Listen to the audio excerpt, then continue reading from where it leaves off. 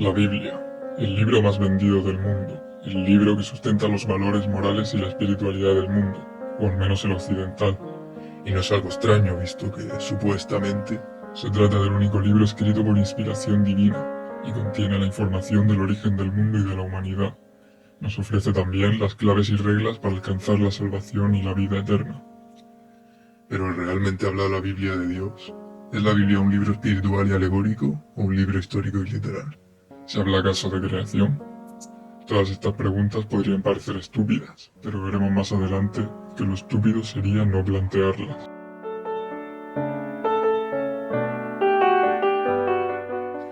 Comencemos hablando de Mauro Villino.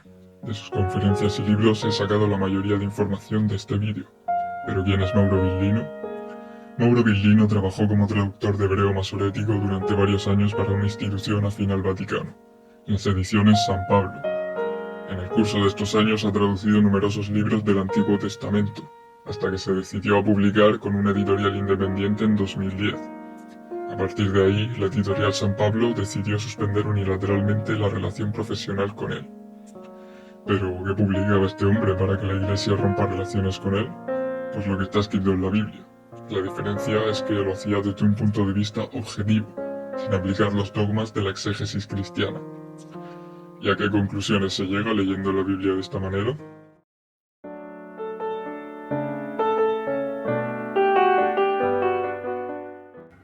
Cuando leemos Dios en nuestras Biblias, realmente se está haciendo referencia al término Elohim, cuando se habla del Señor o el Eterno, al nombre Yahvé, y cuando leemos Altísimo se habla de Elión. ¿Pero realmente sabemos lo que significan estos términos? La respuesta corta es que no. En realidad, los mismos exegetas judíos admiten que no existe una palabra en hebreo que signifique Dios, tal y como nosotros lo entendemos, es decir, un ser omnipotente y omnisciente, creador del cielo y de la tierra. Al margen de la teología, el término Elohim se suele traducir como gobernadores, legisladores, jueces, etc.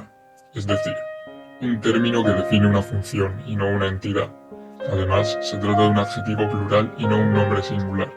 Por tanto, traducirlo como Dios, en cualquier otro contexto al margen de la teología, se debería considerar un error.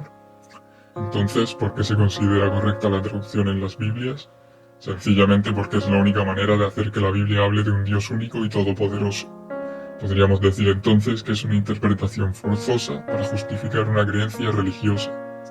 Una prueba de que Elohim es un término en plural se encuentra en la misma Biblia, cuando en el Salmo 82 se habla de una reunión de dioses. En realidad, no se habla de una reunión de Dios con otros dioses, sino de una reunión de varios Elohim. Recordemos que el término Elohim es un término en plural. La teología intenta justificar la pluralidad del término Elohim diciendo que puede referirse a la Trinidad. Sin embargo, sería inverosímil creer que la palabra Elohim se refiere a un término cristiano inventado milenios más tarde. Manuel Tob, profesor emérito en el Departamento de Biblia de la Universidad Hebrea de Jerusalén, afirma en su libro Crítica textual de la Biblia hebrea que cuando la Biblia habla de Elión, El y Yahvé, en realidad se habla de entidades distintas. Por tanto, no solo el término Elohim se traduce intencionadamente mal, sino que el resto de términos tampoco se refieren a Dios. Entonces, ¿qué significa Elión? Elión se traduce como estar encima. Por tanto, tampoco es justificable traducirlo como el Altísimo, un superlativo. Si aplicamos la interpretación de Manuel Tob y diferenciamos a Elión, singular, de Elohim, plural, en la Biblia, Elión sería algo parecido al jefe o comandante de los Elohim. Esto podemos comprobarlo en Deuteronomio 32:8, donde se dice que Elión divide las naciones según el número de hijos de Israel. Además, en Deuteronomio 32, de 8 a 10, encontramos otra incongruencia. Según la doctrina, Dios, como Elión, define y divide las naciones, y el mismo Dios, pero con el nombre de Yahvé, se asigna a sí mismo una parte pequeña e insignificante de estos pueblos. Dicho de otra forma, Dios crea toda la humanidad, pero decide hacerse cargo solo de una pequeña parte de la misma. Además, según la doctrina, primero Dios, con el nombre de Elión, divide la tierra y se asigna solo un pequeño territorio, y luego el mismo Dios, pero con el nombre de Yahvé, intenta conquistar pueblos que él mismo había decidido no asignarse. Estos son solo algunas de las incongruencias a las que se llega si se intenta traducir Yahvé, Elión y Elohim de la misma manera.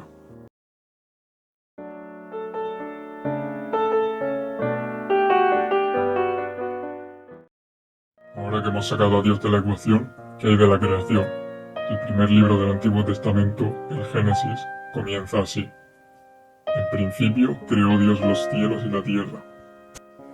Aquí encontramos el término Elohim, por tanto, la creación ya no es obra de Dios, sino de los Elohim. Además, el término Bará se traduce aquí como creación de la nada, un concepto metafísico muy profundo. Por otra parte, vemos en otras partes de la Biblia cómo este término se utiliza para describir procesos mucho más mundanos. En Génesis 5.1, hablando de la creación del Adán, se utiliza el verbo bará como sinónimo de asá.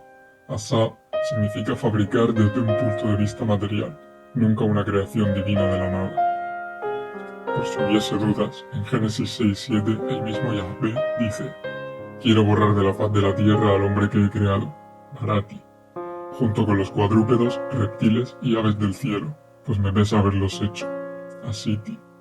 Por tanto, queda claro que se usan como sinónimos. También Bará se traduce como otras cosas a lo largo de la Biblia. Por ejemplo, en Josué 17:15 se traduce como talar árboles, y en el primer libro de Samuel, capítulo 2, versículo 29, se traduce como cebar o engordar a un grupo de personas. En los tratados del Ancient Hebrew Research Center se encuentra disponible un artículo de Jeff Benner, fundador del Centro de Estudios, en el que se dice: en Génesis 1.1 no se dice que Dios creó los cielos y la tierra, sino que los engordó o llenó. Nótese que el capítulo restante trata sobre este llenado de los cielos con el sol, la luna, las aves y el llenado de la tierra con los animales, las plantas y el hombre. En definitiva, el verbo bará no significa que Dios creó los cielos y la tierra de la nada, sino que los llenó o modificó añadiendo vida. También este autor sostiene que la lengua hebraica nació escribiéndose en forma de símbolos, con significados concretos y nunca abstractos. En su libro The Ancient Hebrew Language and Alphabet escribe: el pensamiento griego ve el mundo a través de la mente, pensamiento abstracto. El pensamiento judío antiguo ve el mundo a través de los sentidos, pensamiento concreto.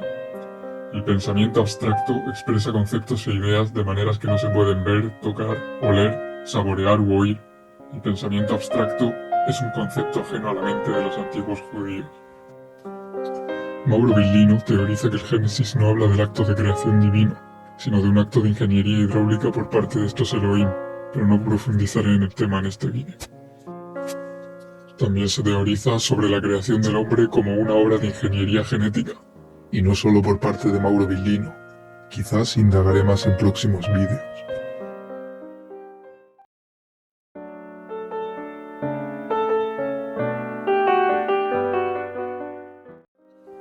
En conclusión, la Biblia nos cuenta la historia de un grupo de entidades no definidas con tecnologías y conocimientos avanzados para su época, que lideraban la sociedad de los hombres de aquel tiempo.